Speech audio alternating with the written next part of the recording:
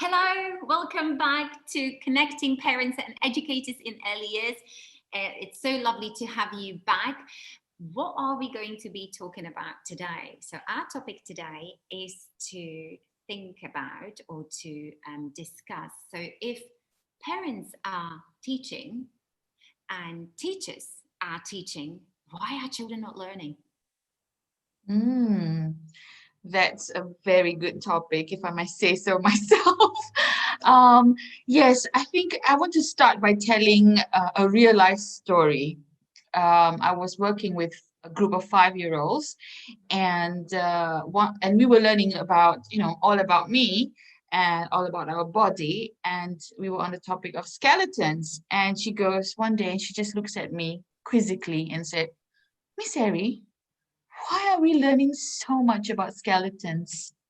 you know and I was like, I laughed because in my head I was thinking, I'm asking myself the same question because it's set in a curriculum. And I said, that's a very good question. So what do you want to know about your body?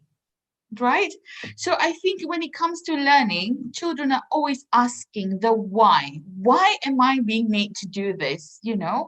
So all these learning experiences need to be meaningful for the children. It needs to connect to them personally. Yeah. So I know, Pavla, you have a few thoughts on that. Absolutely. And you have just nailed it. That why needs to be nurtured. And we don't want that why to go away ever. Okay. As often sometimes those why questions can be quite overpowering, but the why creates that future learner or shapes that future learner. And as you were saying, that learning needs to become intrinsic, doesn't it? It needs to be very meaningful to the child. And then it's only going to become meaningful to the child when we actually unlock the child's interest and to find out what they really like to do, what they like to learn, and how they would like to learn it as well. So that child's interest is absolutely critical. Everything that we do in the early years, don't we? And not only in the early years, that interest need to be nurtured throughout, because that interest develops throughout their childhood and as they grow up. So child's interest, absolutely number one strategies a strategy for us to consider when we are looking at the process of learning. Yeah. Yeah. If children are interested in something, chances are they will be more motivated to participate in their learning. But if they're not interested, if it's not meaningful to them and they're questioning, why am I learning this when I rather do something else? And that's why they don't pay attention. That's Absolutely, why they're not engaged in their learning activities, is because of the why. So we always have to think about what is meaningful for the children personally. And of course, every child has their own interest. And of course, there are so many children in a classroom. Sometimes an educator might feel overwhelmed, like, how do I meet individual interests of every child? And I think it's not that difficult. And I want to share another story. I have lots of stories in my bag today. And the story is basically, they're learning, again, a group of 4-year-olds I've worked with. They're learning about phonics, and we're learning about the letter C. So the sound is k. So I said, so what's your favorite k word? And you could see in her eyes, it just lit up like, oh, that's interesting. So what's my favorite k word? And she looked at the pictures of all the words that start with k. And she said, oh, my favorite, k word is cake. And and I know, I mean, a few months down the road, the child can recall the sound of k because it's so personal to her. My favorite k word is cake. If that question has not been asked, if they're just made to go through the routine, okay, this is the letter sound, circle the words that start with k, and then, okay, we're finished with phonics, then it's not personal to them. And the chances are they're not going to remember. But if you try to make it personalize the learning in just small little ways like that, I think that will create meaningful experiences for the children. Absolutely. I mean, who would not like to talk about their own inner me? You know, we all like to talk about ourselves, don't we? And then once you've asked the question, so what do you like? That makes it more real and very relevant, because I really want to hear what you've got to say. And then when you build up to, so what is your favorite sound and why? You know, there's a lot of cognitive thinking behind that. So why do I Yes. like sound? Why do I like cake, for example? Yeah. So actually, it kind of like builds, forward from that. So yes, you're absolutely right. And then Ari, yes, the why is absolutely critical, isn't it? You know, for children to be nurtured, but also it's how, right? And then you've already spoken about it. It's the how of how can we make the learning more meaningful to children, so they cannot wait to learn another sound, because Miss Ari is going to ask again about what is my favorite sound for that phonic for that particular sound. So it's the how to always bring it back to the child, that really centered approach to understand that that's where the learning starts, and then learning, never really stops from there. Yeah, you would I like to think by say that? doing that, is you're giving autonomy to the child. If the child has autonomy, he feels that he's in control, he has choices, he's independent, chances are he will be more actively engaged. It's not passive learning, it's active learning, because you're giving some control. You tell me what's your favorite, Absolutely. so that is giving autonomy. So I think sometimes, when we impose learning on children, then children switch off. It's quite, I think even for adults, if we're being imposed and say, Pavla, you need to learn this right now, you will go like, why? I don't want to do it. You're going to switch off, you're going to walk away. But for children, they sometimes, are being made to do something and they don't feel that they have a choice. And that's when they switch off.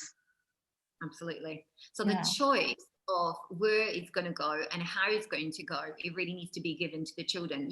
We cannot stress enough, the education really belongs to children, right? Okay, it's not for us, is it? It needs to be really passed on to the children, and then in order for them to be the active participator, then they need to have their say how, and then why. All of this is really critical. Now, Ari, like linking it to the parents, so what can we do? How can we empower parents? And then perhaps later on in our conversation, what can we do in terms of teachers to nurture this why and then how? That's right. I think that's very relevant today, especially that more parents are supporting children to learn at home, online learning model. So, I think the support, I think it always has to be enjoyable, it should be a shared experience. Yeah, it's about that relationship, that interaction. It's not about that tick list. Okay, you've done this, you've learned this. It's if that's the case, then children are going to feel quite pressurized. Again, the brains, we talked about brain development before. If they're stressed out, they're not going to pay attention. Yes, so I think I work with a group of parents as well, and I always say, remember, don't feel pressurized and don't pressurize your children, because that's counterproductive. What you want is to make it an enjoyable experience. Maybe just ask them, oh, watch this video, or look at this picture. Can you tell me what you think about that? It's again about, you are the learner, the child is the learner, the child has the autonomy, and the parents are just showing interest in what the child is interested in. So it becomes an enjoyable experience, because children naturally want to share with you, isn't it? Oh, I did this, look at my drawing, and so on. So you have to be available, you have to show interest. Oh, what is it that you do? And from there, we have to observe and say, okay, what kind of support does a child need? For example, I had a child, we were learning about, again, I'm just going to use a phonics example, because that's very simple. A lot of children go like, why am I learning this, right? So so it's like the letter N, the sound is N, right? And some children pronounce it as N, right? So, you know, if a child says N to you, I said, oh, yeah, this one, my favorite word is nose, for example. So you are just modeling. You're not telling the child, no, no, no, you have to correct it. Because the moment sometimes you correct it, I'm talking about children in the early years, okay, is that if you magnify their mistake, sometimes they retreat. You know, they feel a bit stressed. Oh, have I done something wrong? I haven't pleased you, you know.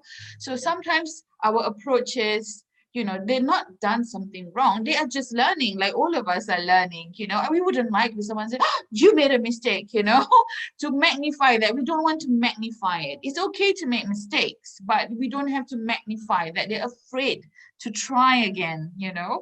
So sometimes we just have to model it and say, okay, I'm talking about for parents, you know, if they find that the child is not working on the task as he should be, then you have to do together with the child, not doing it for the child. We don't want that. But let's say, let's do it together. If you're doing drawing, if you're drawing shapes, you say, okay, mommy's going to draw as well. So you have your own paper, you draw, you model it.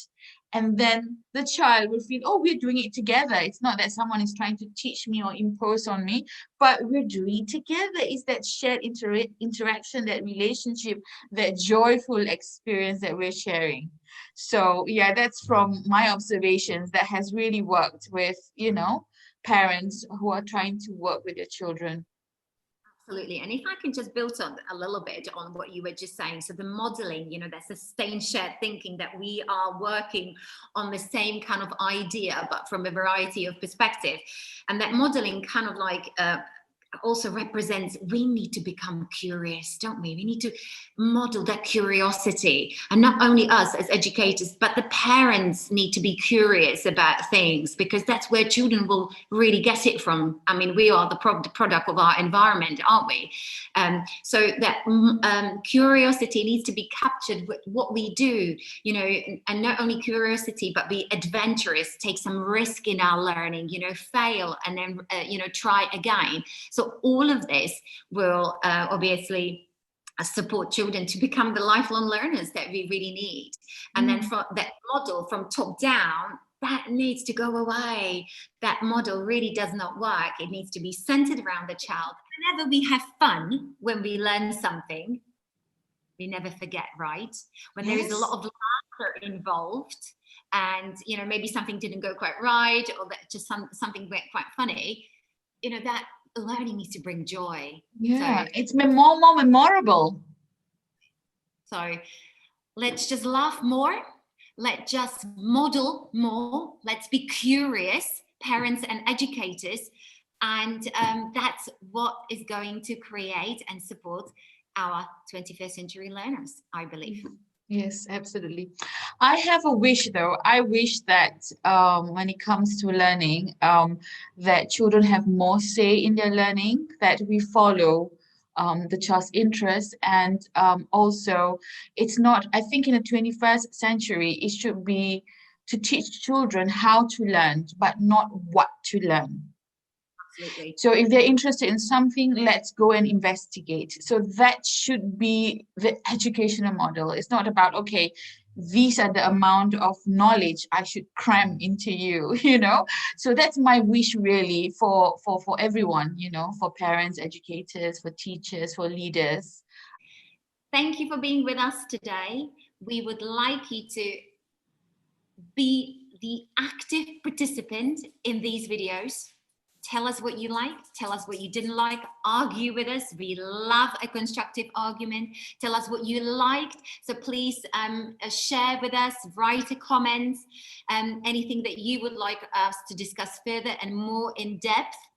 And I think we're going to say goodbye to you for this year's 2020 with a beautiful message that comes from Ari. We hope that the world will heal itself in 2021. So happy holidays to all of you, and we send you our very best wishes. Take care.